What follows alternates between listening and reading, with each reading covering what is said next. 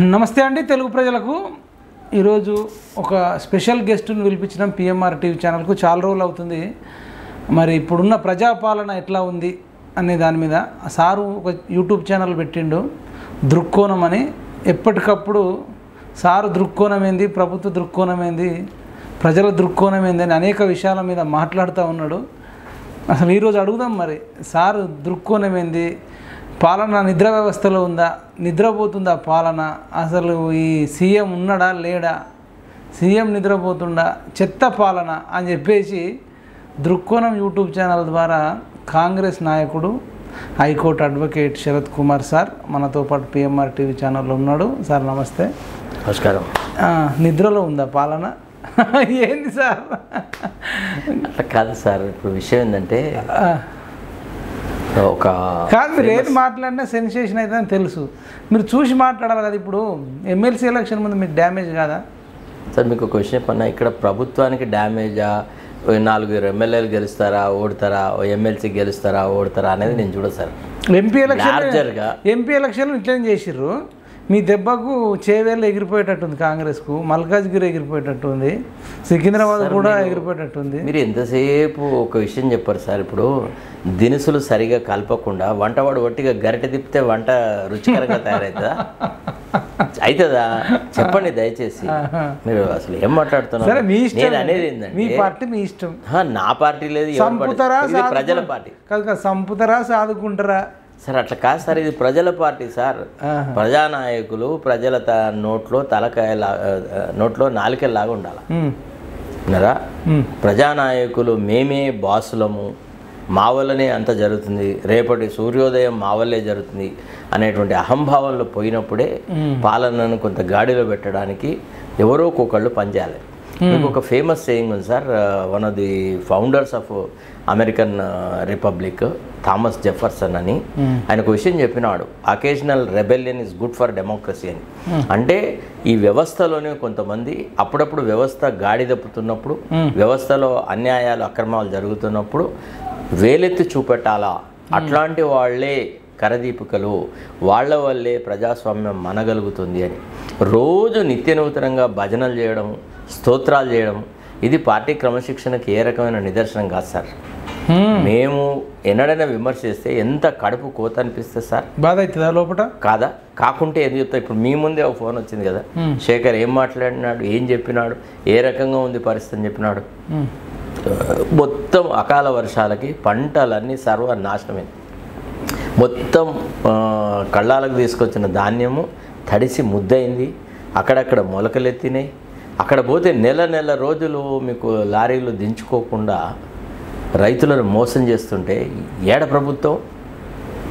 అంటే ఎవరి కోసం సార్ ఈ ప్రభుత్వం? కొత్త ప్రభుత్వం తెచ్చుకుంది ఎవరి కోసం?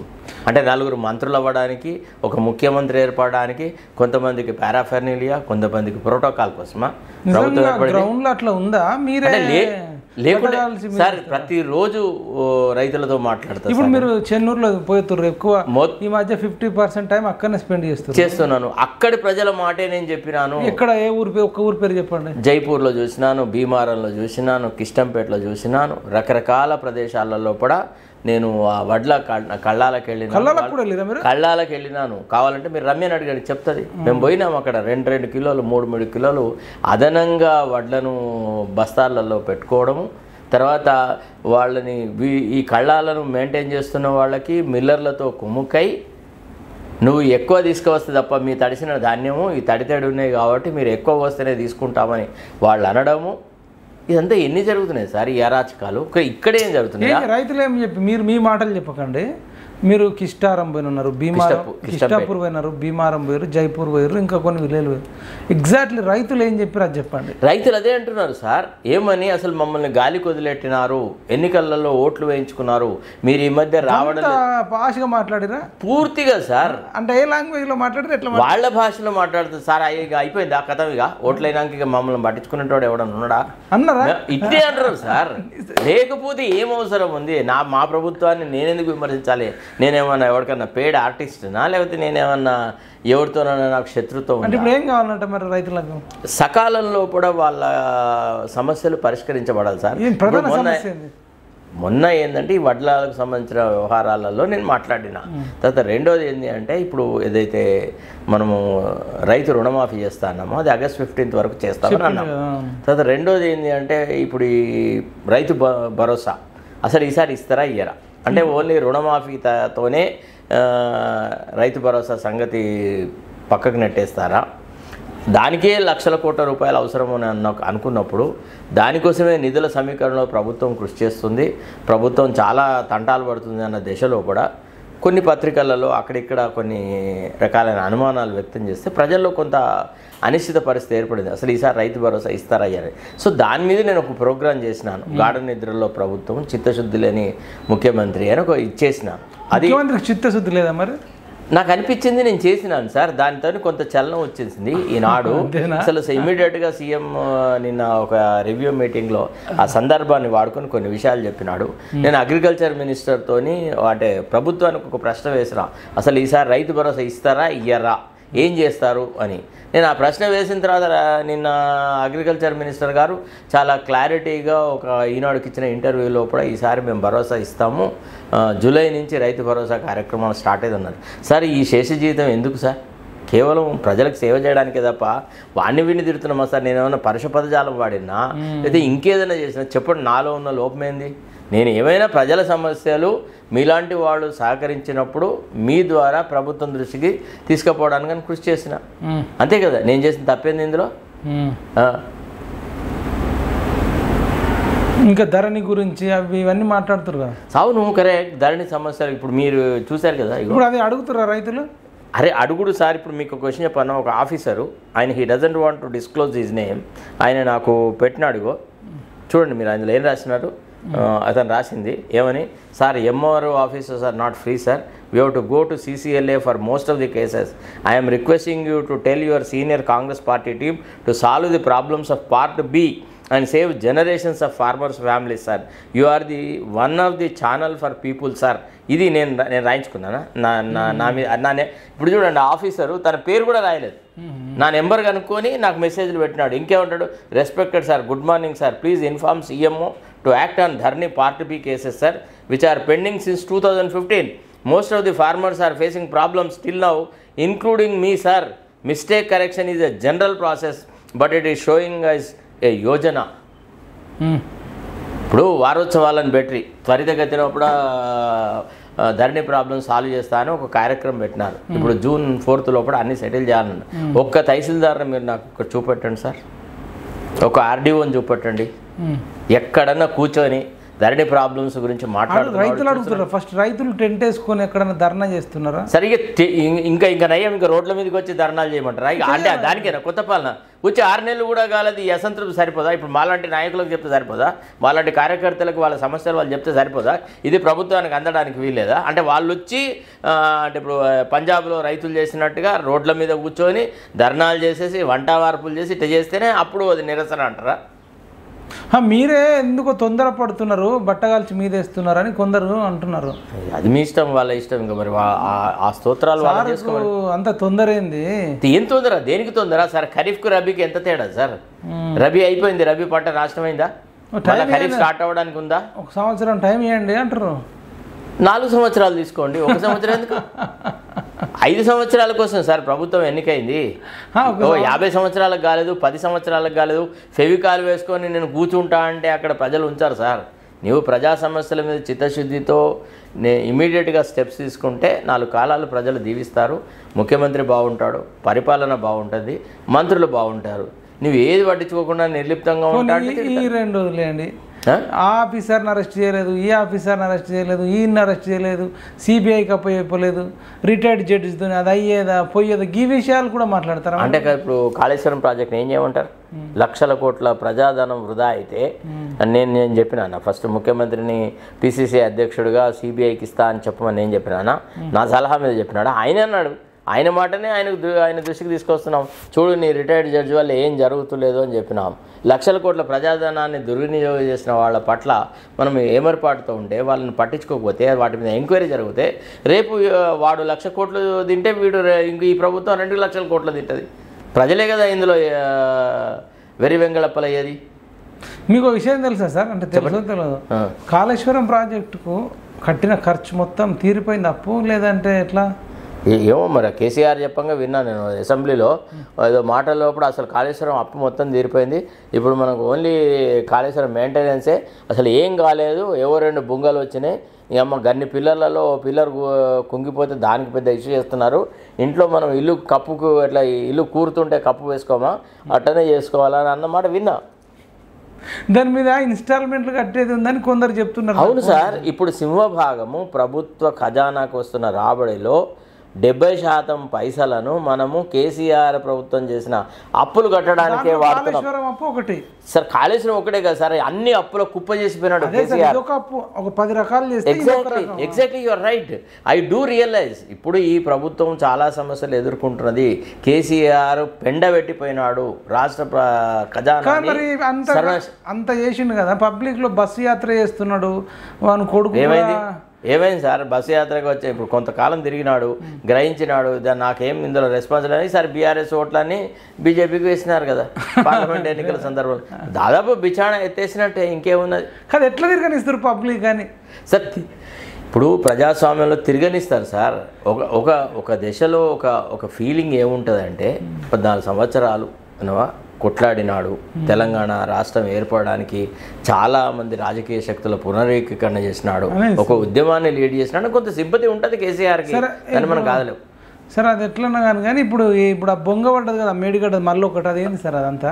అంటే అక్కడ ఇసుక కొట్టుకొని పోవడం. వెళ్ళిరా మీరు చెన్నూరు పక్కకి? ఇప్పుడు పోయేది అందుకే కదా సార్, ఇప్పుడు అక్కడికే వెళ్తారు. మళ్ళీ ఒక బొంగ ఏర్పడేది అక్కడ ఇసుక కొట్టుకుపోవడం వల్ల అని అంటున్నారు. సరే, కాకపోతే ఏంటంటే అప్పటికిప్పటికి తేడా ఏంటంటే, ఇప్పుడు ఎక్కడైనా సమస్య వస్తే మనం ఆ సమస్య వచ్చిన ప్రాంతానికి పోగలం సార్. అదే కేసీఆర్ పరిపాలనలో అయితే నువ్వు ఆ ప్రాంతానికి పోవడానికి వీల్లేదు.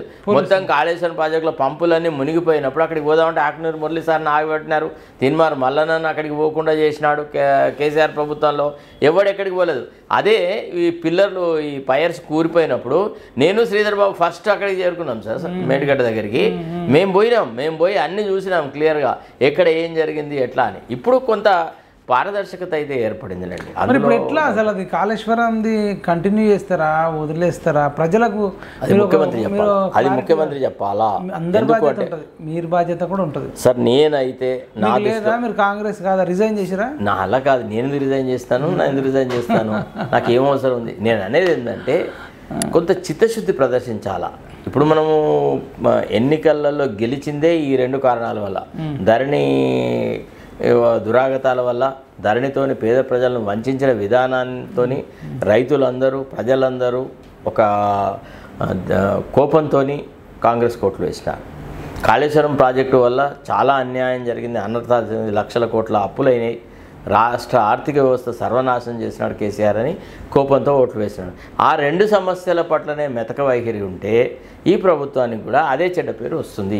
సో మా పార్టీ ఆ రకమైన చెడ్డ పేరు తెచ్చుకోవద్దు అన్నటువంటి ఒక ఆవేదనతో నేను మాట్లాడినాను తప్ప నాకేముంది సార్, ఏమన్నా పాలిపంపకాలన్నాయా ముఖ్యమంత్రితో లేదా మంత్రులతో? నేను మాట్లాడింది ప్రజల తరఫున మాట్లాడినా. అంటే రీజన్ ఏంది ఇప్పుడు? మరి వీళ్ళేమో చిత్తశుద్ధి లేని సీఎం అంటారు.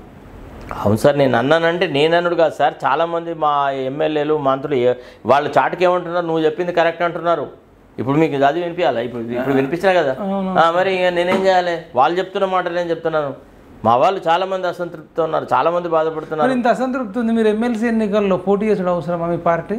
అరే మళ్ళదే మాట్లాడతారు, పోటీ ఎందుకు చేయం సార్? పోటీ చేస్తే ఓడిపోతే తెలుస్తుంది పార్టీకి. అరే ఓహో ఇట్లా ఉందా, ప్రజలు అప్పుడే మారిపోయినారా, మన పట్ల అప్పుడే కొంత కోపంతో ఉన్నారా, దీన్ని సరిదిద్దుకోవాలన్న ఆలోచన వస్తుంది. నిరుద్యోగులకు కూడా ప్రభుత్వం అనొద్దు కానీ టెట్ ఎగ్జామ్ 2 పేపర్స్ ఉంటాయంట, 2000 రూపాయలు వసూలు చేశారట. మేము అసలు ఫీజులే తీసుకోము, యువ వికాస్ కింద 5 లక్షల రూపాయల కార్డు ఇస్తాము, ఇంకా అవసరం ఉంటే నిరుద్యోగులు. అంటే మీరు నిరుద్యోగులకు నేను తెలంగాణ నిరుద్యోగ రక్షణ చేసి పెట్టి అవలకాలు మొక్కో డప్పు కొట్టో నా వంతుగా మీలాంటి వాళ్ళని ఆరంభం చేపించి తిరిగినాం చేసినాం. ఇప్పుడు నన్ను వెళ్తే అడుగుతున్నారు, అన్న మీరు అట్లా చెప్పినారు అంటే ఆ ప్రభుత్వాన్ని మూడగొట్టండి అని చెప్పినారు. ఇప్పుడు మాకు ఉల్టా అంతకంటే ఎక్కువ ఫీజులు వసూలు చేస్తున్నారు. యువ వికాస్ కింద 5 లక్షలు ఇవ్వట్లేదు. చెప్పన్నా సార్, ఇప్పుడు మొన్న జరిగిన ప్రచారంలో అభయహస్తంలో ఏం చెప్పినామో దాని గురించిన చర్చ లేదు. న్యాయపత్రంలో కేంద్ర కాంగ్రెస్ పార్టీ విడుదల చేసిన మేనిఫెస్టోలోని అంశాలు లేవు.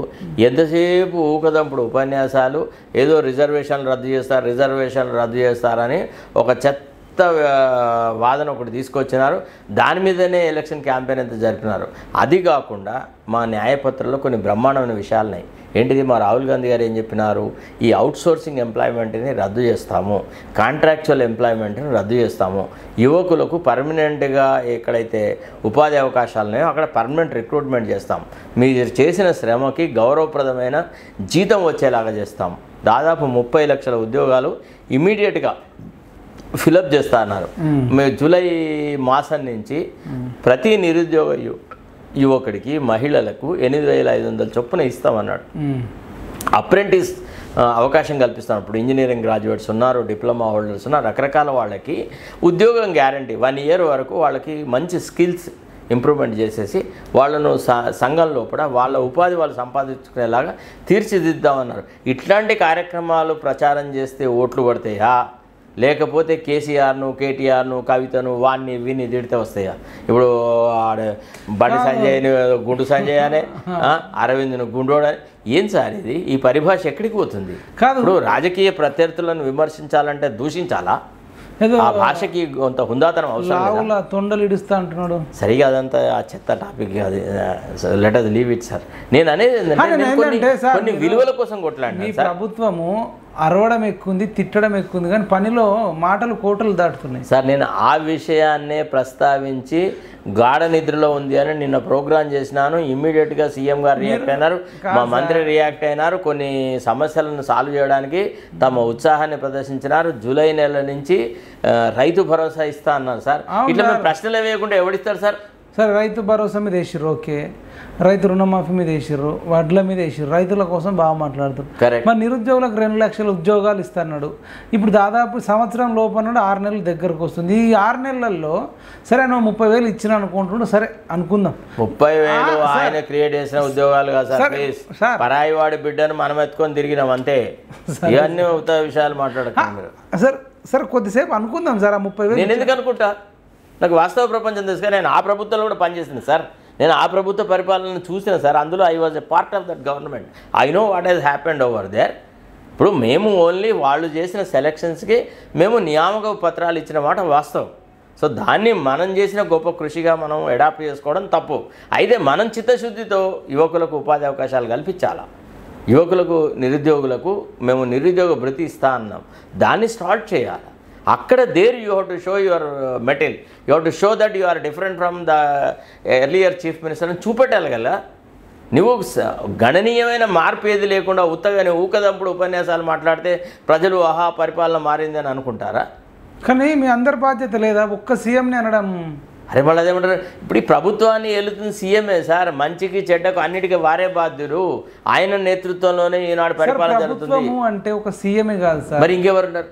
క్యాబినెట్ మొత్తం వస్తారు. అవును, క్యాబినెట్ లో వాళ్ళు చెప్తారు సార్, ఎమ్మెల్యేలు వస్తారు, ఏ ఒక్కరిని కూడా సార్. మీకు ఒక విషయం చెప్పాను, ఆఫీసర్లు కూడా సార్. ముఖ్యమంత్రియే పూర్తిగా బాధ్యత వహించాలి, మంచికైనా చెడ్డకైనా. అంతేగాని ఆయన బాధ్యతను విస్మరించిపోవడానికి వీలు లేదు. ఆ విషయము పార్టీ పరంగా కానీ లేకపోతే సోషల్ మీడియాలో కానీ మేము చెప్పడం మినహా మాకు ఇంకో గతి లేదు. మేము పోయి ముఖ్యమంత్రిని కలవలేం కదా, కలిసే అవకాశాలు లేదు. సచివాలయం దూరం ఉందా? ఎవరికి చాలా పొరపాటు పడతారు. ఎవరు కలుసుడు ఉండదు. ఇక్కడ అయిపోయింది. ఆ రోజులు పైన ముఖ్యమంత్రిని కలుసుడు, ముఖ్యమంత్రి దగ్గర పోయి మాట్లాడు, అంతా డాక్టర్ రాజశేఖర రెడ్డితోనే ఖతం సార్. ఈ రాష్ట్రంలో ఒక ముఖ్యమంత్రిని కలిసి తమ సమస్యలను, తమ బాధను, తమ ఆవేదనను చెప్పుకునే పెద్దన్న లాంటి ముఖ్యమంత్రి డాక్టర్ రాజశేఖర రెడ్డి గారితోనే అంతర్ధానమైన. ఈరోజు నిన్న నందమూరి బాలకృష్ణన్ కూడా కలిసిండు సీఎం. కలుస్తాడు సార్, సినిమా యాక్టర్లను కలవడానికి. నందమూరి బాలకృష్ణన్ కలిసిండు. మరి మీరు వాళ్ళంతా ఒకటే, they are all birds of same feather. వాళ్ళంతా తెలుగుదేశం వాళ్ళు. ఎందుకలా? తెలుగుదేశం వాళ్ళకి రాయల్ వెల్కమ్ ఉంటుంది, దాంట్లో డౌట్. మరి మీరు కొన్ని లక్షల రూపాయలు ఖర్చు పెట్టుకొని కేసీఆర్ గవర్నమెంట్ మీద ఒంటి కాలు మీద లేచారు, మీకెందుకు టైం ఇవ్వడు? మీరెందుకు? సార్ నేను టైం అడగలేదు, నాకు అడగాలన్న ఉద్దేశం లేదు, నాకు ఆయనను కలవాల్సిన ఆలోచన లేదు, నాకు అవసరం లేదు. ప్రాబ్లం సాల్వ్ కావాలంటే లేదు సార్. నీకు విషయం ఒక్కసారి కలిసినప్పుడే ఆయన బాడీ లాంగ్వేజ్, ఆయన అప్రోచ్ నాకు గ్రహించిన అది జుగుప్సాకరంగా ఉంటుంది సార్. నువ్వు ఎందుకు వచ్చినావురా, నీవేంద్రా నాకు చెప్పేది అంటే, నువ్వు చెప్పకుండా మాకేం తెలియదా, పెద్ద నువ్వేందో బా అంటే ప్రభుత్వాన్ని వెళ్తున్న మాకు తెలియని విషయాలు కూడా నువ్వు చెప్పేంత మొనగాడివా అన్నట్టే ఉంటుంది సార్. ఎంత సార్ 5-6 minutes మాట్లాడితే ఎక్కువ. అసలు GOMS నెంబర్ 46 వాళ్ళ కోసం ఆయన దగ్గర పోయినా, లేకపోతే నాకేం అవసరం ఉంది, ముఖ్యమంత్రి గెలవాలన్న కోరిక నాకేముంది, నాకేం మీరేమని పిలిచారు, నేనేమన్నా ముఖ్యమంత్రి గారు అన్నాను, ఇంకేమంటాను. నేను గౌరవ మర్యాదల్లో ఎప్పుడు తక్కువ చేశారు. ఇప్పుడు ఎవరు అవునన్నా కాదన్నా నాకు ఎంత బాధ ఉన్నా, ఇప్పుడు ఆ యువకుల జీవితాలు నాశనం అవుతున్నాయి, గ్రామీణ ప్రాంతాల్లో ఉన్న యువకులకి అన్యాయం జరుగుతుందని చెప్పినాను. ఫస్ట్ టైం కలిసినప్పుడు అంటే నా చైర్లో కూర్చున్నాడా, లేదు నిలబడి అబ్బా గంత మర్యాదలు ఉండవు, లేదు అంతే లేదు. ఎవడైనా క్యాబిన్లో ఉన్నాడా బయట ఉన్నాడా, బయట అందరినీ కలిసినట్టే మన కలిసినాడు అంతే. నేను ఒక గడ్డి పొరకను సార్, స్పెషల్ ఇట్లా పిలుచుకున్నా అమ్మాయ అట్లా మనకి ఏం బ్యాక్గ్రౌండ్ ఉందని నన్ను అట్లా కలుస్తాడు. నాకు ఎందుకంత ప్రాధాన్యత ఇస్తారు. చుట్టుపక్కల ఎవరెవరు ఉన్నప్పుడు మా ఎమ్మెల్యే గారు ఉండేది, ఇంకా మిగతా శేషాద్రి అని ముఖ్యమంత్రి. మీ ఎమ్మెల్యే గారు అంటే మీరు కన్వర్సేషన్ చేస్తున్నారు పక్కకు ఉన్నాడు, కొంచెం నా పక్కకే ఉన్నాడు, దాదాపుగా పక్కకే ఉన్నాడు. మా ఎమ్మెల్యే కూడా నిర్గాంత పోయి చూసినాడు నన్ను, నేనంత స్పష్టంగా టకటక ఆ విషయం అంతా ఎక్స్ప్లెయిన్ చేస్తుంటే. ఆ తర్వాత అంటే వాళ్ళు ఏమి ఎక్స్పెక్ట్ చేసినారంటే, చాలా ఇక మీరు ఇంద్రుడు చంద్రుడు అని ముందు ఒక 5-6 నిమిషాలు స్తోత్రం చేసి ఆ తర్వాత సమస్యలు చెప్పే పద్ధతి ఉందట అక్కడ. నాకు తెలియదు ఆ విషయం, నేనేదో డైరెక్ట్గా ఇష్యూ మాట్లాడినాను తప్ప, నేను ముందు మీ వల్లనే రాష్ట్రంలో పరిపాలన వచ్చేసింది, మీ వల్లనే కాంగ్రెస్ ప్రభుత్వం ఏర్పడ్డది, మీరు లేకుంటే అసలు సూర్యోదయమే కాదు అని నేను అనలేదు. నాకు తెలియదు ఆ విషయం, నాకంత లౌక్యం తెలియదు. నేనేదో పోయి ఎపిసోడ్ లెక్క GOMS నెంబర్ 46 వల్ల గ్రామీణ ప్రాంతాల వాళ్ళకి అన్యాయం జరుగుతుంది సార్, మీరు కూడా గ్రామీణ ప్రాంతాల నుంచి వచ్చిన వాళ్ళు చూడండి ఒకసారి, ఎక్కువ మార్కులు వచ్చిన వాళ్ళకి ఉద్యోగం ఇవ్వకుండా తక్కువ మార్కులు వచ్చిన వాళ్ళకి ఇస్తే ఎట్లా, ఇందులో నష్టపోయే వాళ్ళందరూ BC SC STలు ఇట్లాంటి మాటలు మాట్లాడుతుంటే అవి ఆయనకి రుచించలేదు. అంటే కొత్త ఏవగింపుగా. మిమ్మల్ని ఏం పిలిచింది సార్ అన్నాడా, నన్ను ఏది అనలేదు, ఆయన సార్ అనలేదు ఏమలేదు, అన్న అన్నాడు ఒకసారి. ఒక్కసారి నేను అనుకుంటా అన్న నేను అన్నీ చూస్తాను అన్నాడు లాస్ట్కు, అది కూడా అంతకంటే నేను మొదటి చెప్పేంతసేపు విన్నాడు. విన్నప్పుడు కూడా అతనికి అంత ఆసక్తి కనపడలేదు. అంటే ఇన్ సెన్స్ ఇదంతా నాకు తెలుసులేవా, ఏదో వచ్చినావు ఎమ్మెల్యే, పక్కకు వేరే వాళ్ళు పిలిస్తే పలకడం అట్లాంటిది ఏమి ఉండదు కదా, మాట్లాడుతున్నంత సేపు మీరిద్దరు కదా ఇన్వాల్వ్ అయ్యారు. సరిగా అది మీరు అనుభవిస్తే కానీ మీకు ఆ విషయం తెలియదు సార్. ఇదేం గమ్మతుంది, మీరు ముఖ్యమంత్రి దగ్గరికి వెళ్ళి కలిసి ఆయనతోని ఏదైనా ఒక విషయం చర్చించడానికి అని వెళ్తే అప్పుడు మీకు విషయం అర్థం. బాడీ లాంగ్వేజ్ చూస్తేనా ఏదైనా దాన్ని ఒక it's an experience in it self. See, I tell you honestly, I have had the privilege of meeting the Prime Minister of this country, President of this country. విన్నరా, నేను ఎంతోమంది కేంద్ర మంత్రులతో ఇంటర్వ్యూలు చేసిన, ఎంతోమందితో నాకు ఎగ్జాక్ట్లీ వ్యక్తిగతమైన సంబంధాలు ఉండే, నన్ను పేరు బట్టి పిలిచేటువంటిది ఉండే. అట్లాంటి నేను ఒక ముఖ్యమంత్రి దగ్గరికి వెళ్ళినప్పుడు ఆయన మనల్ని ఇంత నిరాదరణ చేస్తాడు, ఆయన మనం పట్టించుకోడు, మనం చెప్పే విషయం మీద ఆసక్తి చూపెట్టడని తెలుసుకున్న తర్వాత మళ్ళీ బుద్ధి లేకుండా ఇంకా ఆయన దగ్గర అపాయింట్మెంట్ తీసుకొని నేను పోయి కలవమంటారా? మీరు ఏం మాట్లాడుతున్నారు అసలు? అంటే ఆత్మాభిమానం వాళ్ళు ఒక్క సొత్తేనా, మనకు లేదా? అవసరం లేదు. వాత్సల్యం ప్రేమ ఎందుకు వాత్సల్యం ఉంటుంది సార్? ఆయనకు లేదా? ఎందుకు వాత్సల్యం ఉంటుంది? నాకేం తెలుగుదేశం బ్యాక్గ్రౌండ్ ఉందా? ఇంకో విషయం చెప్పాలి మీకు. ఫస్ట్ ఆఫ్ ఆల్ ఎవడెవడైతే చంద్రబాబు నాయుడుని ఏదో ఒక దశలో విమర్శిస్తే వాడికి రేవంత్ రెడ్డి ఆస్థానంలో రవ్వంత కూడా గౌరవం ఉండదు. నేను చంద్రబాబు నాయుడిని ఇష్టపడలేదు, ఎందుకంటే నా దృష్టిలో ఎన్టీ రామారావుకు వెన్నుపోటు పొడిచినాడు చంద్రబాబు నాయుడు అనే విషయాన్ని నేను ఎన్నడూ జీర్ణించుకోలేకపోయినా. నా దృష్టిలో ఎన్టీఆర్ ఒక అమోఘమైనటువంటి వ్యక్తి, ఒక రకంగా చెప్పాలంటే అంత గొప్ప టవరింగ్ పర్సనాలిటీ యొక్క పరిపాలనని అర్ధాంతరంగా ముగించినారు. అసలు ఆయన ప్రధానమంత్రి అయ్యే స్థాయి ఉండే ఎన్టీ రామారావు గారికి. మాకు ఎంతో వాత్సల్యంగా మాట్లాడేది, మేము పొరపాట్లు మాట్లాడినా కానీ ఎన్టీ రామారావు గారు ఎంత గొప్పగా వ్యక్తులను రిసీవ్ చేసుకునేవాళ్ళు తెలుసా. ఆయన దగ్గరికి పోతే ఎంత ఆప్యాయత ఉండేది. నేను స్వర్గీయ రాజశేఖర రెడ్డి గారిని కూడా కలిసిన, ఏమయ్యా బాగున్నావా అని ఇట్లా మీద చేయేస్తే దేహం పులకరించిపోయేది సార్. మేము రిపోర్టర్లుగా ఉండంగా ఇట్లా పోతే కలిస్తేనే అందరికంటే చిన్నగా ఉండేవాడిని, అంటే by my size, by my age I was the youngest person. ఇట్లా పోగానా ఏమయ్యా బాగున్నావా అని ఇట్లా మీద చేయేస్తే నీకు ఒక పెద్దన్న, ఒక పెద్దనాన్న, ఒక మామ, ఒక బావ ఇట్లా మీద చేసి నువ్వు బాగున్నావా అని అడిగితే ఎంత పులకరించిపోతామో అట్లాంటి భావన కలిగేది. ఎన్టీఆర్ మీద చేస్తే సార్ నా బాడీ ఇట్లా వంగిపోయేది సార్. ఒకసారి ఒక ఫ్లడ్ ఎఫెక్టెడ్ ఏరియాస్ వాళ్ళ టూర్కి మన రాష్ట్రం లోపల ఉప్పెనలు వచ్చినాయి, నెల్లూరు ఆ ప్రాంతాల్లో కూడా. వరదలు వచ్చేసేసి అక్కడ ప్రజానీకం చాలా కష్టాలకు లోనైనారు. అప్పుడు ఏమైందంటే కేంద్రం నుంచి హెచ్కేఎల్ భగత్ నేతృత్వంలో ఒక సెంట్రల్ టీం వచ్చింది. వీళ్ళంతా కలిసిపోయి అక్కడ ఫ్లడ్ హిట్ ఏరియాస్ని అందరినీ దర్శించి వచ్చినారు. వచ్చిన తర్వాత ఎన్టీ రామారావు ఇంట్లో ప్రెస్ కాన్ఫరెన్స్ అయితే మేము అక్కడ అందరం ఉన్నాం. ఉంటే ఏమైందంటే కొంతమంది ఎట్లుంటుందంటే రిపోర్టర్లు కూడా ఈ పార్టీల వారీగా ప్రభుత్వాల వారీగా ఐడియాలజికల్గా ఉంటారు. ఎన్టీఆర్ పట్ల కొంత ఏదో రకమైనటువంటి భావన ఉన్న ఒక రిపోర్టరు కావాలని ఎన్టీఆర్కు పుల్లబెట్టే ఉద్దేశంతోనే హెచ్కేఎల్ భగత్ని అడిగినారు, sir are you satisfied with the relief and rehabilitation operations taken up by this state government అని అడిగినాడు. ఇంకా అవకాశాన్ని వాడుకొని we could only see a sheet of water over there people were literally crying for relief and rehabilitation. The government has done nothing under the Gadgil formula. First the state has to spend the money and later they should collect money from the center, but we could not see any operations over there అన్నాడు. మాకు అప్పటికే information ఉంది కదా అంటే HKL Bhagat తన binoculars guest హౌస్లోనే మర్చిపోయినాడు. వాడు ఒంటికి అన్నోడు, వాడికి ఏం కనబడదు. వాడు ఆవరో ఫ్లైట్లో పోయినారు. అంత హై ఆల్టిట్యూడ్ నుంచి వాడికి ఏం కనబడ్డది? ఆ ఫ్లైట్ ఎక్కడ దిగింది లేదు, ఎఫెక్టెడ్ ఫార్మర్స్తో మాట్లాడింది లేదు. వీడు కేవలం ఈ అవకాశాన్ని వాడుకొని రామారావు గారిని అవమానపరుస్తున్నాడు అనే విషయం గ్రహించిన నేను ఇమ్మీడియట్గా అడిగినాను, ఏమని, sir we have had floods and drought in our state quite a number of times, and we have also had the visits of the central teams quite often, but so far at no occasion you have rendered any meaningful assistance to our statement. Is it to be a similar kind of a visit by your central team? Is it going to be a ritual or will you give any succor to our needed people? అడిగా. వానికి ఎంత కోపం వచ్చి అంటే నువ్వు just ఏదో అట్లా మాట వరుసకు వచ్చి వెళ్ళిపోతున్నావా? నిజంగా ఇక్కడ ఆర్తులకు ఇక్కడ ఈ ఫ్లడ్ ఎఫెక్టెడ్ ప్రాంతాల ప్రజలకి మీరు ఏదైనా నిజమైన సహాయం చేస్తారా అని నేను అడిగితే వాడికి ఎంత కోపం వచ్చిందంటే ఇంక అసలు బగ్గున లేచినాడు నా మీద.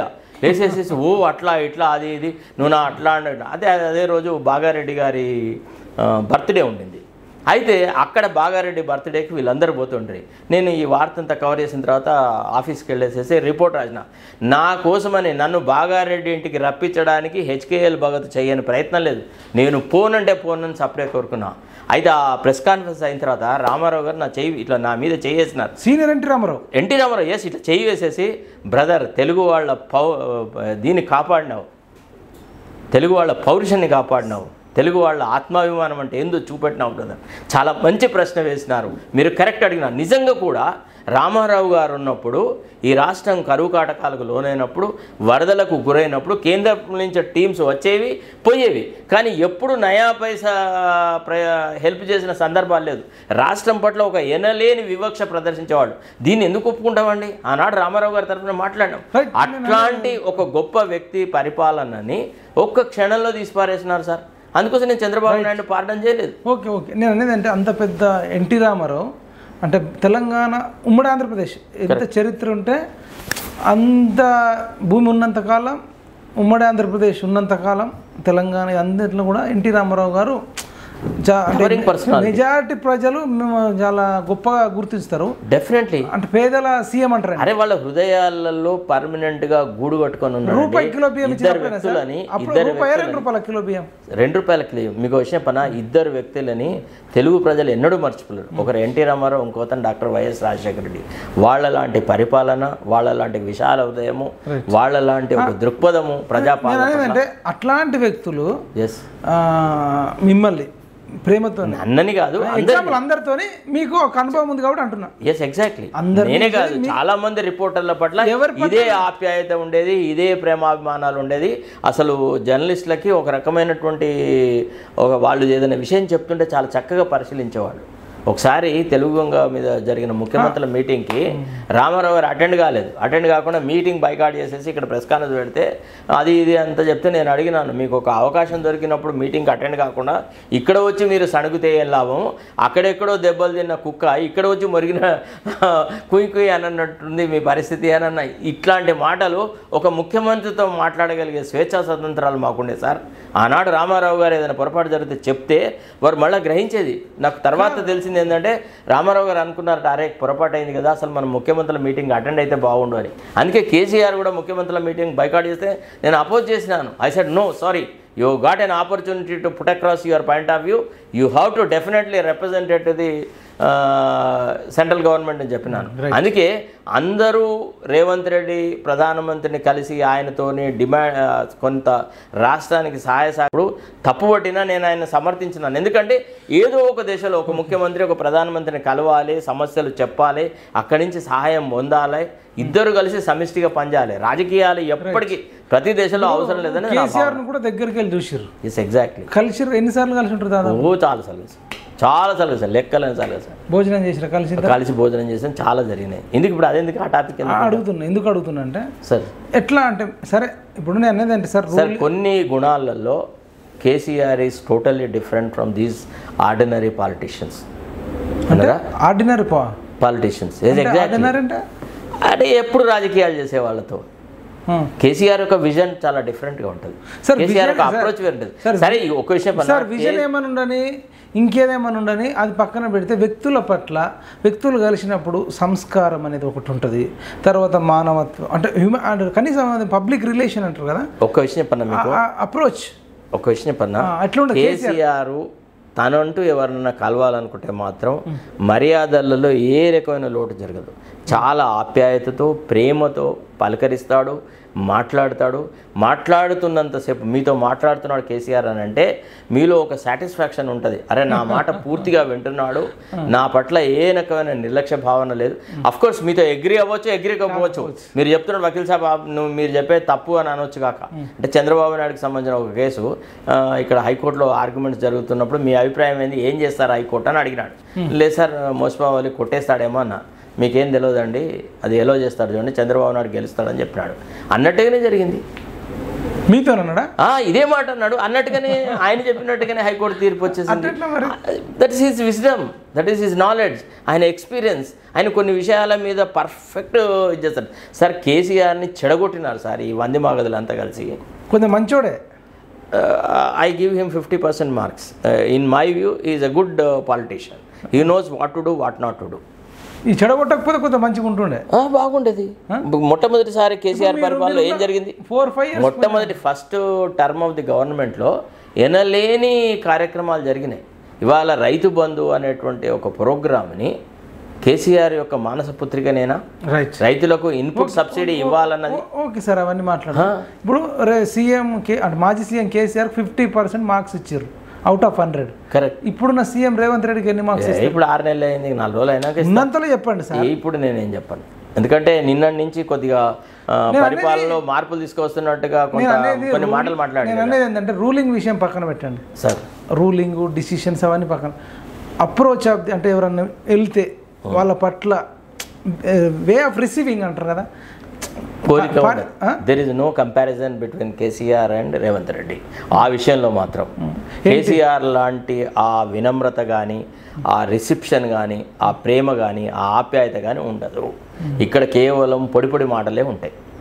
ఇక్కడ ఎవ్వడు కూడా నాకు తెలిసి ఈవెన్ మంత్రులకు కూడా మమ్మల్ని ప్రేమాభిమానాలతో ముఖ్యమంత్రి మాట్లాడతాడనే భావన మంత్రులకు ఉందని నేనైతే అనుకోను. మంత్రులకు కూడా నాతో చాలా మంది, నేను ఒకసారి ఇదే విషయంలో ఆయన ఏవగింపుగా ఇట్లా చేసినాడని నేను ఒక ఇంటర్వ్యూలో చెప్పినాను శివారెడ్డితోని. అంటే గతంలో V6లో ఉండి బయటకు వచ్చిన ఆయనతో జరిగిన ఇంటర్వ్యూలో ఇట్లా ఉంటుంది, చాలా జుగుప్సాకరంగా ఉంటుంది, అసలు ఇంకోసారి పోవాలన్న కోరికే ఉండదు అని నేను చెప్పిన తర్వాత చాలామంది కాంగ్రెస్ నాయకులు ఎవరైతే ముఖ్యమంత్రిని కలిసి నాలాగా పరాభవించబడ్డారో అవమానపడ్డారో చాలామంది నాకు ఫోన్ చేసేసి, శరత్ నువ్వు చాలా చక్కగా ఆవిష్కరించినావయ్యా ముఖ్యమంత్రి యొక్క యాటిట్యూడ్ టువర్డ్స్ ఎనీబడి అనేది, నువ్వు బ్రహ్మాండంగా చెప్పినావు అన్నాను. నన్ను చాలామంది ఫోన్ చేసి మరీ చెప్పినారు. మీ ఒక్కరికి జరిగింది కాదు ఇది, ఎవరికైనా అంతే జరుగుతుంది. ఏం జరుగుతుంది ఇప్పుడు మోత్కుపల్లి నరసింహులు అంత సీనియర్ లీడర్ కదా, he has been a minister for such a long time. He was, ఆయన కూడా మాట్లాడినాడు, ఆయనకు కూడా ఇట్లానే అవమానం జరుగుతుంది. ఇప్పటికి 5-6 సార్లు మాట్లాడినాడు మోత్కుపల్లి నరసింహులు. ఆయన కూడా చెప్పినాడు, అవును శరత్ నువ్వు చెప్పింది correct, Motkupalli Narasimhulu was my senior in the college, మా లా కాలేజీ మా ఉస్మానియా యూనివర్సిటీలో ఆయన నేను చాలా సారీ సార్ మన యూనివర్సిటీ సార్ ఒక యూనివర్సిటీ అనేది ఒక ఫ్యామిలీ సార్. ఉస్మానియా యూనివర్సిటీలో చదువుకుంటే ఒక ఫ్యామిలీ టైప్ ఆఫ్ అట్మాస్ఫియర్ ఉంటుంది, ఒక బ్రాడ్ మైండెడ్నెస్ ఉంటుంది, ఒక కల్చర్ డెవలప్ అవుతుంది. సో ఆయన కూడా తన ఆవేదన నాతో పంచుకున్నాడు. అవును శరత్ నువ్వు చెప్పింది 100% కరెక్ట్ అన్నాడు. సరే మీరు ఇద్దరంటే ఓపెన్గా చెప్తున్నారు, ముందు నుంచి కూడా ప్రశ్నిస్తున్నారు ప్రభుత్వం చేసే తప్పుల లోటు పట్లను, దాని పట్ల ఏమన్నా ఉన్నాడేమో. మరి వేరే వాళ్ళకి ఎవరికో జరిగిందంటారు కదా, ఎవరికి జరుగుతుంది? వేరే వాళ్ళకు కూడా ఇట్లా మంత్రులు, ఎమ్మెల్యేలు, ఈ కార్యకర్తలు ఎవరో అనుకుందాం, మీకు చెప్పారంటారు. ఒక ఎగ్జాంపుల్ చెప్పగలుగుతారా? ఒక పత్రిక ఎడిటరు వినవా, తర్వాత ఒక మాజీ ఎంపీ, వాళ్ళ పేర్లు చెప్పడం బాగుండదు ఎందుకంటే వాళ్ళ మీద ప్రెషర్ పెట్టి మళ్ళీ శరత్ కుమార్ చెప్పింది తప్పు అని వాళ్ళతో ప్రకటనలు చేయించే అంత గొప్ప సాహసం కూడా చేస్తారు, అంత గొప్ప తెలివి కూడా వాళ్ళకు ఉంటుంది. మీలాగా బయటకు వచ్చి చెప్తలేరేమో, చెప్పరు చెప్పలేరు, వాళ్ళకి వాళ్ళ ఓన్ అవసరాలు ఉంటాయి. వాళ్ళిద్దరు కలిసిపోయి ముఖ్యమంత్రి కలవాలని ట్రై చేస్తే పొద్దు నుంచి సాయంత్రం వరకు కూర్చుంటే వాళ్ళని కలిసి పోయేటప్పుడు హాయ్ అని కూడా చెప్పకుండా వెళ్ళిపోయినట్టు. మాజీ ఎంపీ, ఒక మాజీ ఎంపీ, ఒక పత్రిక ఎడిటర్. పత్రిక పెద్ద పేపర్ అయినా చిన్న, అది ఏదో గోదావరి పేపర్. ఇక ఇప్పుడు నేను I don't want to identify. MP అంటే ఏ జిల్లా నుంచి మాజీ ఎంపీ? ఎక్కడి నుంచో సార్ ఒక మాజీ ఎంపీ, అతను ఒక దళిత నాయకుడు విన్నారా. మీకు క్వశ్చన్ సార్, ఇంతమంది 80 లక్షల మంది ఉన్న మాదిగలు మాకు ఒక ప్రాతినిధ్యం కల్పించండి, మాకు ఒక సీట్ ఇప్పించండి అని అడిగినప్పుడు ప్రాధేయపడుతూ ముఖ్యమంత్రి చుట్టూ తిరగడానికన్నా ప్రయత్నం చేస్తే ఒక్కనాడు ఆ విషయంలో ముఖ్యమంత్రి నోరు విప్పలేదు కదా. మాదిగలకు ఎందుకు సీట్ ఇవ్వలేకపోయినాము, ఎందుకు ఇవ్వలేము, ఎందుకు సాధ్యం కాదు అనే మాట ఒక్కసారి ముఖ్యమంత్రి నోటి నుంచి విన్నారా? అంటే అయ్యా ఈ కారణాల వల్ల, ఈ రాజకీయ కారణాలున్నాయి, ఈ సమీకరణలు ఉన్నాయి, ఈ దృష్ట్యా నేను ఇవ్వలేకపోతున్నాను ఒక్క మాట చెప్పొచ్చు కదా సార్. కొన్ని ఇంటర్వ్యూలో చెప్పింది సార్. ఏం చెప్పిండు? నేను చెప్తాను. ఏం చెప్పిండు? అదే చెప్తా. ఏం చెప్పిండు? అయ్యో నేను అన్ని చూస్తున్నా. ఏం చెప్పిండు? ఇప్పుడు మాలలు అంటే మాలలు మాదిగల కోసం టాపిక్ తీసుకొచ్చింది సార్. అది మరి రాధాకృష్ణతోనా వెంకటకృష్ణతోనా, మేబీ రాధాకృష్ణతో అనుకుంటున్నా. మాలలు కొంత అడ్వాన్స్ ఉంటారు, బ్రాహ్మిన్స్ లాగా, బ్రాహ్మిన్స్ ఓసీ అన్నాడు, అట్లాగా ఉంటారు వాళ్ళు. కొంత లీడర్షిప్ కానీ అది కానీ ఇది కానీ దూసుకుపోతారు. మాదిగలు మా రెడ్లలాగా అన్నాడు. చెప్తే ఆయన ఉన్న దగ్గరనే పని చేసుకొని ఉంటారు, కొంత లీడర్షిప్ డెవలప్ కావాలి అంటే. ఇప్పుడు ఏడ్చేపు ఇప్పుడు ఒక తల్లికి 3 పిల్లలు అనుకో, అందరికంటే చిన్నోడికి ముందు అన్నం పెడుతుందా, లేకపోతే అవ్వను అయ్యను కొట్టి అన్నం గుంజుకున్నోడికి ముందు పెడతారా? ఆయన చెప్పింది చెప్తున్నాను ఒక మాట. ఏంటిది నీ కన్సర్న్ ఎట్లుంటది? లాలో ఒక కాన్సెప్ట్ ఉంటుంది, that is called loco parenting concept అంటారు. అందులో ఏంటిదంటే తండ్రి లాంటి పాత్ర పోషించేటువంటి విభాగాలు కొన్ని ఉంటాయి. ఒక ప్రిన్సిపాలు, ఒక హాస్టల్ వార్డెను, ఒక రాష్ట్ర ముఖ్యమంత్రి, వీళ్ళు తండ్రి లాంటి పాత్ర పోషించి ఎవరైతే అడగలేరు, ఎవరైతే దీనులు ఉన్నారో, ఎవరైతే తమ సమస్యలను చెప్పుకోలేని దుస్థితిలో ఉన్నారో వాళ్ళ పట్ల ఎక్కువ ప్రేమాభిమానాలు. ఒకటి ఏం చెప్పిండంటే, అక్కడ మల్లు రవి ఉన్నాడు నాగర్ కర్నూల్లో, చాలా ఏళ్ళ నుంచి పార్టీకి సర్వీస్ చేసిండు. అయితే ఏందట, ఎన్నిసార్లు ఆయనకు టికెట్లు ఇస్తారు? సరే ఆయన చెప్పింది, ఎన్నిసార్లు ఇస్తారు ఆయనకి? అంటే ఇక కొత్త తరం రాదా? 70-80 ఏళ్ళ వాళ్ళు అట్టనే కూరుకొని పోయారా? వీళ్ళే మర్రి చెట్ల రావి చెట్ల? రైట్ అదిగా సార్ ఈ పార్టీకి కొత్తదని ఏమన్నా. ఇప్పుడు సంపత్కి ఇస్తే నష్టం ఏం జరుగుతుండే? ఇంకా ఆయన సార్ ఆయననే కాదు సార్, ఇప్పుడు మీ ఏంది సార్ మీరు మరి ఆయన ఒకే కుటుంబాల నుంచి ఇద్దరికి ముగ్గురికి ఇచ్చే సాంప్రదాయం. ఆల్రెడీ ఎమ్మెల్యే టికెట్ ఇచ్చారు కదా, ఎక్కడ ఇచ్చిన అట్లా ఎమ్మెల్యే టికెట్ ఇచ్చి ఓడిపోయిన వాళ్ళకి లేదా? గెలిచిన ఎమ్మెల్యేకు సికింద్రాబాద్ టికెట్ ఇస్తే తప్పులేదు కానీ ఓడిపోయిన ఆయనకి ఇస్తే కానీ. మరి ఇప్పుడు ఎమ్మెల్యేగా ఓడిపోయిన రేవంత్ రెడ్డి గారు మల్కాజిగిరి నుంచి కంటెస్ట్ చేసి గెలవలేదా? అంటే తలో సూత్రం ఉంటుందా? అంటే దళితులకు ఒక రకమైన న్యాయము, రెడ్లకు ఒక రకమైన న్యాయము, లేదా వెలుమలకు ఒక. రేవంత్ రెడ్డికి ఉన్న చరిష్మా సంపత్ కుమార్ కుందా? అరే ఆయన దళితుడు సార్, కష్టపడ్డాడు సార్. అసలు కేసీఆర్ తోని పూర్తిగా ఆయన సభ్యత్వం కూడా రద్దు చేసినాడు తెలుసా? ఆ కేసు నేనే ఆర్గ్యూ చేసిన గవర్నమెంట్ తరఫున.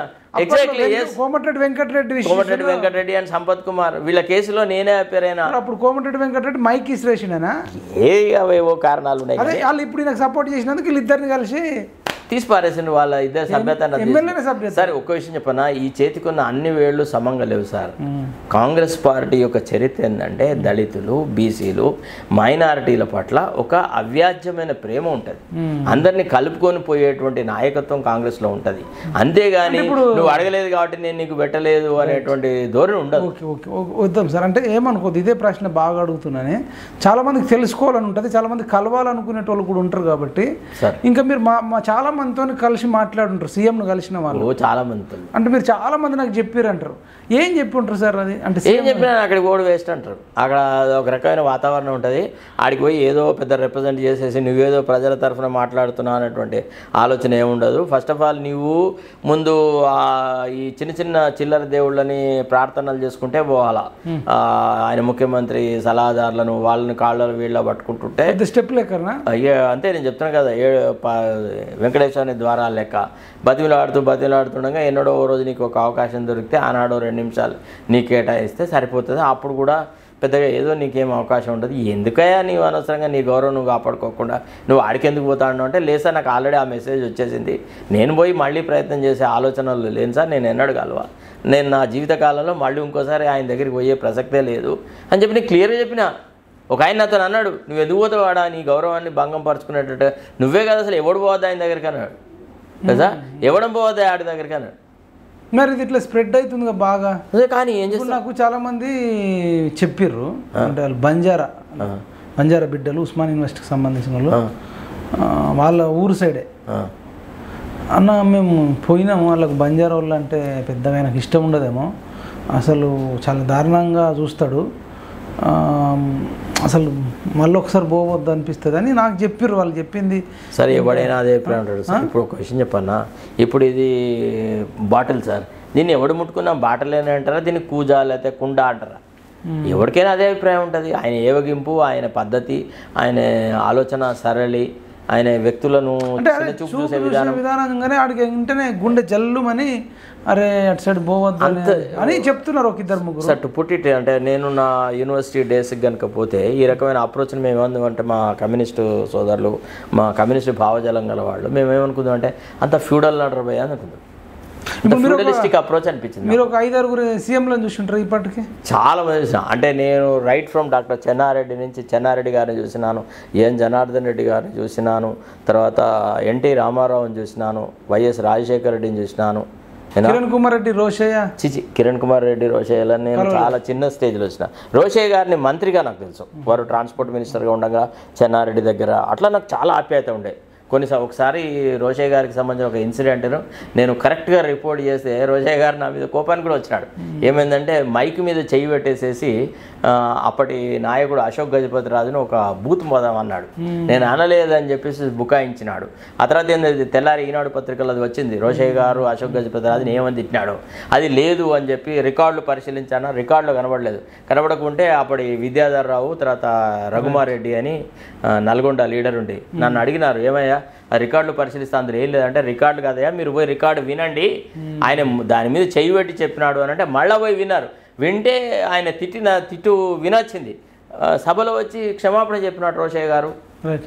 నేను ఏమంటున్నాను సార్, ఇప్పుడు ఫైనల్గా ఇక మీరు ఊరు కూడా వెళ్ళేది ఉంది, ఫైనల్గా ఏమంటున్నా అంటే, ఇప్పుడు ఇట్లా ఉంటే సీఎం లెవెల్లో ఉన్న వ్యక్తి, ఇప్పుడు మీరు చెప్పిన మార్పు రావాలని కోరుకుంటాం సార్. ప్రజల మీద ప్రేమానురాగం అనేది ఏంటంటే సార్, కొన్ని పనులు అవుతాయి, కొన్ని కావు. కాకపోని నేను అదే చెప్తున్నా, మొత్తం చెప్పను అంటే మనం విత్తిన అన్ని విత్తనాలు మొలకెత్తున్నాయి, కొన్ని పనులు అయితే కావు, కొన్నిటికి డిఫరెంట్ సొల్యూషన్స్ ఉంటాయి. కానీ అంటే వే ఆఫ్ రిసీవింగ్ అనేది అంత దారుణంగా ఉంటే ఇది నెగిటివ్ స్ప్రెడ్ అయిపోయి రేపు భవిష్యత్తులో ఇది మళ్ళీ ప్రాంతీయ పార్టీ కాదు, రేపు ఇదే స్ప్రెడ్ అయ్యి మళ్ళీ హైకమాండ్కి పోయి కార్యకర్తలలో కానీ ఇంకా సరే మీకు క్వశ్చన్స్ ఏ అట్లాంటి ఏముండదు. వాళ్ళ అది పుర్రతో కొట్టిన బుద్ధి అది పుడకలతోగానే పోతుంది. ఏనవా ఆయన అప్రోచ్ అది, ఆయన వే ఆఫ్ బిహేవియర్ అది, ఆయన స్టైల్ ఆఫ్ ఫంక్షనింగ్ అది, దాన్ని అంటే అర్థం చేసుకోవాలి అంతే. మరి బిఫోర్ మరి సీఎం కూడా కలిసిరు కదా, ఎవరిని? ఈ రేవంత్ రెడ్డిని. నేను కలవలేదు. నేను ఆయన సీఎం కాకముందు ఒకసారి ఢిల్లీ లోపల ఎప్పుడైతే నేను కాంగ్రెస్ పార్టీలో చేరినానో ఆనాడు కూడా ఆ కండువా ఇస్తున్నప్పుడు వీడెందుకు వచ్చినాడు రా అన్నట్టుగానే మొక్కం చూసినాడు నన్ను. అంతే తప్ప ఏ మాత్రం అసలు ఏ రకమైనటువంటి భావన నేను ఆ రోజు అనుకున్నా, రే అమ్మ పొరపాటైందిరా బాబోయ్ అనుకున్నా. ఆయన కొంతమంది వ్యక్తుల పట్ల ఒక అభిప్రాయం ఏర్పరచుకో, వ్యక్తుల పట్లనా, జాతుల పట్లనా, పేదోళ్ళ పట్లనా, మధ్యతరగతుల పట్లనా? కాదు ఆయనకి కొంత అంటే ఫీడ్బ్యాక్ ఉంటుంది. అంటే ఫీడ్బ్యాక్ అంటే ఆయనకి ఇన్ఫర్మేషన్ ఉంటుంది రకరకాల. అది అది సరే, ఇప్పుడు ఎవరైనా పేదోళ్ళు వాళ్ళతో మంచిగా మాట్లాడతారు. The whole thing is that he is highly prejudiced person. అంటే ఒక ముందే ఒక ఒపీనియన్ ఫామ్ చేసుకొని ఉంటాడు. అంటే మైపాల్ యాదవ్ అని పేరు వినంగానే మైపాల్ యాదవ్ ఇట్లాంటోడు, ఈ రకంగా మాట్లాడతాడు, ఈ రకంగా ఇంటర్వ్యూలు చేస్తాడు, ఇట్లా ఒక ఒపీనియన్ ఫామ్ చేసుకొని అక్కడికి పోయిన తర్వాత ఇక నువ్వు ఏం చేస్తావా, ఈ అమ్మ ఈ తాబేలు ఇటు పడితే అటు పడదు, అటు పడితే ఇటు పడదు, ఇక నువ్వు ఎందుకు వాటిగా చెవిటోడ ముందర శంకు వదినట్టుగా నువ్వెందుకు పోయి అవమానాల పాలవ్వాలా, ఇదే భావన ఉంటుంది ఎవరికైనా. ఆయన గురించి ఇంకేమైనా సేవాభావం, సర్వీసు, పేదలను పైకి తీసుకోవడం ఇట్లాంటివి ఏమైనా ఉంటాయా మీ అబ్జర్వేషన్లో? ఇన్నేళ్ళ ఏమో ఇప్పటివరకైతే ఏం కనబడలేదు, మరి ఏమైనా జరిగితే చూద్దాం.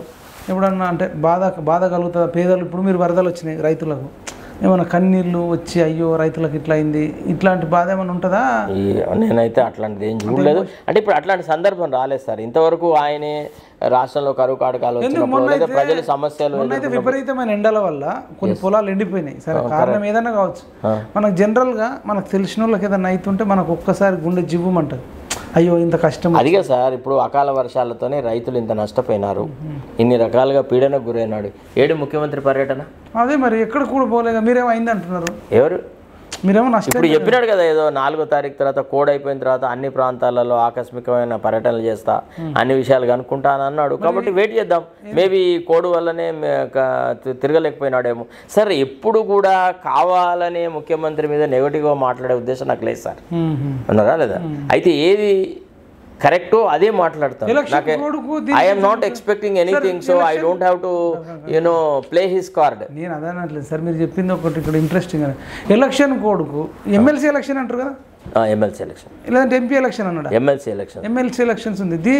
ఈ టైంలో సీఎం ఎక్కడన్నా కష్టం వస్తే పోవద్దా అంటే ఎవడవద్దన్నాడు? మరి ఈ కోడ్ అన్నది ఒక నెపం పెట్టినారు సార్. ఈ ఆర్డీఓలు, కలెక్టర్లు, వాడు వీడు ఆఫీసులో ఉండకపోవడానికి, ప్రజలను కలవకపోవడానికి కోడ్ అన్నది ఒక సాకు. అంటే ఎన్నికల ప్రచారం చేస్తే ముఖ్యమంత్రి చేయలేకపోతున్నా అంటే మా పార్టీ అభ్యర్థి తరఫున ఓ మీటింగ్లోనో అక్కడో ఇక్కడో పోయి జిల్లాల వారీగా కలిస్తే వచ్చే నష్టమే ఉండే, ఆ కోడ్కి ఏం అభ్యర్థి అంటే దినచరి చర్యలు చేయకుండా కోడ్ అనగానే అందరూ ఇట్లా స్టాచ్యూ లాగా తయారవ్వాలా? కాదు సార్, ఇప్పుడు మీరు చెప్పిన కిష్టాపురం కానీ, భీమారం కానీ, జైపూర్ కానీ అటు సైడ్ ఇంకా ఎన్నికలు కూడా లేవు కదా సార్. ఈ ఒక విషయం పన్నా ఒక ఆర్తి ఉండాలి సార్, ఒక ఆర్ద్రత ఉండాలి, ఒక భావన ఉండాలి, ప్రజల మీద ప్రేమానురాగాలు ఉండాలి. అట్లా ఉంటే ఎవడు ఆపిన ఆగడు సార్. ఎవడు ఆపిన ఆగడు. క్షణాల మీద ప్రజలు ఎక్కడ కష్టాలు ఉంటే అక్కడ గురుకుతారు. ఇప్పుడు రాజశేఖర రెడ్డిని ఎవడన్నా ఆపగలిగినాడా?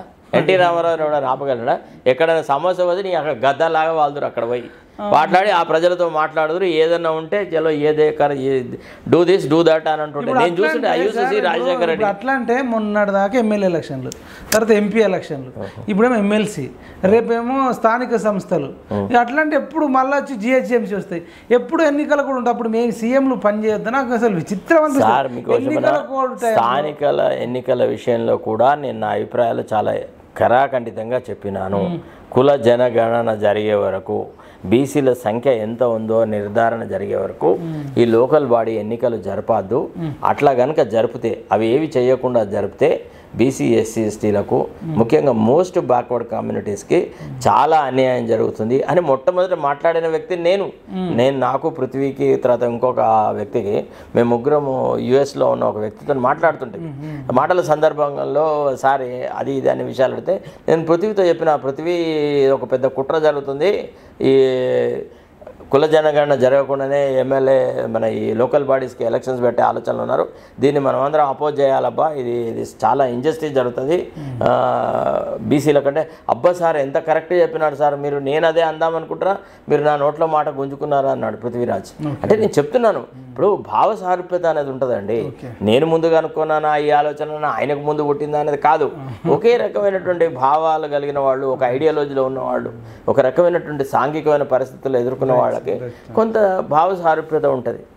అట్లా రైట్ సార్, థ్యాంక్ యూ. చాలా విషయాలు చెప్పినారు. మీరు ఇంకా చెన్నూరుకి వెళ్ళేది ఉంది సార్, చూద్దాం. మరి సీఎంలో మార్పు రావాలని నేను కోరుకుంటున్నాను, భగవంతుని ప్రార్థిస్తా. మొన్ననే మనోళ్ళు కూడా అన్నారు మార్పు రావాలి, కాంగ్రెస్ రావాలా ఏదో అన్నారు. ఏంది స్లోగన్ మీది ఎలక్షన్ టైంలో అసెంబ్లీలో? మార్పు కావాలి, కాంగ్రెస్ రావాలి అన్నారు. నేను కూడా ఇప్పుడు ఏమంటున్నంటే సార్, మార్పు రావాలి, సీఎం మారాలి. మారాలి అంటే sorry, that is your wish. నేనైతే అట్లాంటి ఏం కోరికలు కోరట్లేదు, నాకు అట్లాంటి ఆలోచన లేదు, ఆ మార్పు వస్తుందన్న నమ్మకం లేదు. మరి ఇప్పుడు మీకు సీఎం నచ్చకపోతే వేరే నాకు సీఎం నచ్చకపోవడం ఏంటి సార్? నాకెందుకు? నా వ్యక్తిగతమైన ఇష్యూ. ఈ రాష్ట్రానికి ముఖ్యమంత్రి నాకేమన్నా సార్, పర్సనల్లీ ఐఎమ్ నథింగ్. ప్రాంతీయ పార్టీ కాదు, ప్రాంతీయ పార్టీ కాదు, మీది జాతీయ పార్టీ. ఎగ్జాక్ట్లీ, అందుకే మేము ఇట్లా మాట్లాడతాం. ఆయన ఒక్కోడే నో కాంగ్రెస్ పార్టీలో ఈ భావ స్వేచ్ఛ ఉంటుంది. నేను చూసినాను, వైఎస్ రాజశేఖర రెడ్డి గారు డాక్టర్ చెన్నారెడ్డిని విమర్శించేవాడు, కోట్ల విజయభాస్కర్ రెడ్డిని విమర్శించాడు. కదా ఈ సీఎం ఇట్లున్నాడు, రేపు అధిష్టానం కూడా ఇట్లా వెళ్ళింది అనుకుందాం, ఇట్లా వెళ్తూ ఇట్లా రిసీవింగ్ నీ అప్రోచ్ ఇట్లా ఉంది, చాలామంది కంప్లైంట్స్ ఉన్నాయి పబ్లిక్ నుంచి కానీ అడ్వకేట్ల నుంచి కానీ. ఇప్పుడు మీరు కంప్లైంట్ కూడా ఇవ్వచ్చు కదా. అదంతా హైపోథెటికల్ సార్, అదంతా హైపోథెటికల్. జరిగినాడు సచ్చినాడు సార్. ఈయనకంటే బెటర్ పర్సన్ కాంగ్రెస్లో ఉంటే ఎవరు ఉంటారు సీఎంగా? అంటే కోమటిరెడ్డి వెంకటరెడ్డి సార్. ఇప్పుడు బెటర్ పర్సనా, బెస్ట్ పర్సనా, గుడ్ పర్సనా నేను మాట్లాడను సార్. ఎవరికి ఆ బాధ్యతలు అప్పగిస్తే వాళ్ళు ఆ పదవికి హుందాతనంగా చక్కగా ఆ పదవిని బాధ్యత నిర్వర్తించే వాళ్ళు మా పార్టీలో చాలా మంది ఉన్నారు. మీరు ఊరు పేరు లేని ఏ ఎమ్మెల్యేకి ఇచ్చినా కానీ ఆ పదవిని బ్రహ్మాండంగా నిర్వహించగలరు. కాబట్టి ఫలానా ఆయన ముఖ్యమంత్రి పదవి కోసం పుట్టినాడు అనేటువంటి కాన్సెప్ట్ నేను నమ్మ. పొంగులేటి మంచిగా ఉంటుంది రిసీవింగ్. మీరు ఆయన కలిసి ఎప్పుడన్నా? సార్ నేను I don't want to indulge in all that. ఎందుకంటే పొంగులేటి వేరు, ఆయనతో నాకున్న సాన్నిహిత్యం వేరు, ఆయన మాటల తరా వేరు, వాళ్ళ ఆలోచనలు బాగా మాట్లాడతాను. చాలా మంచి. ఎప్పుడు డిసప్పాయింట్ అయితే? ఎప్పుడు డిసప్పాయింట్ కాలే. ఇంకా అన్న అని చాలా ఆప్యాయంగా నోరు నిండా అన్న అంటాడు. ఆయన మీద నాకు అట్లాంటి భావన ఎప్పుడు కలగలేదు. ఎందుకు ఏ మాటకు ఆ మాట మాట్లాడలేదు. ఇప్పుడు వాళ్ళ మన ముందు లేరు సార్. మన అంతరాత్మలో ఏ రకమైనటువంటి భావన ఉంది, మన పట్ల వాళ్ళు ఎంత ఆధారంగా ఉంటుంది అనేదాన్ని మనం చూస్తాం. Right, thank you sir, thank you so much. ఇదండి అడ్వకేట్ శరత్ కుమార్ సార్తో సంచలన ఇంటర్వ్యూ. అసలు మామూలుగా లేదు, బ్లాక్ బాస్టరే ఉంది. చూడండి సారు మరి కరెక్ట్ మాట్లాడిండా, ఏమైనా తప్పులు ఉన్నాయా, మంచిగా ఉన్నది, బాగా మాట్లాడండి అనుకుంటే ఎక్కువ మందికి షేర్ చేయండి. మీకు ఏమనిపిస్తే అది కామెంట్ చేయండి, లైక్ చేయండి, తిట్టండి అని కూడా పెట్టండి. ఎందుకంటే ఇవాళ రేపు ఓ కొత్త సిస్టమ్ తయారైంది కదా. కొంతమంది సోషల్ మీడియాలో కొంతమందిని అపాయింట్ చేస్తున్నారు. వాళ్ళ పని ఏంటి అని అంటే కొంతమంది వ్యక్తులు మాట్లాడంగానే వాళ్ళ మీద బూతులు చూడకంటే ముందే కామెంట్ పెట్టమని చెప్పి వాళ్ళని అపాయింట్ చేస్తున్నారు. వాళ్ళ పనుల్లో ఏంటంటే నెలసరి జీతమో లేదా తీసుకొని మనలాంటి వాళ్ళను మనం మాట్లాడే తప్పని, మనకేదో వ్యక్తిగతమైన కాంక్ష ఉందని, ఏదో పదవి ఇవ్వకుంటే మనం చాలా అసంతృప్తిలో ఉన్నామని ఇట్లాంటి మెసేజ్లు పెడతారు. వాళ్ళకైతే ఇప్పుడు ఫుల్గా చేతి నిండా పని. విన్నారా? Right sir. ఇదండి, thank you so much sir. మన పిఎంఆర్ టీవీ స్టూడియోకి వచ్చి మీ విలువైన మాటలు చెప్పినందుకు. జై జవాన్, జై కిసాన్, జై హింద్.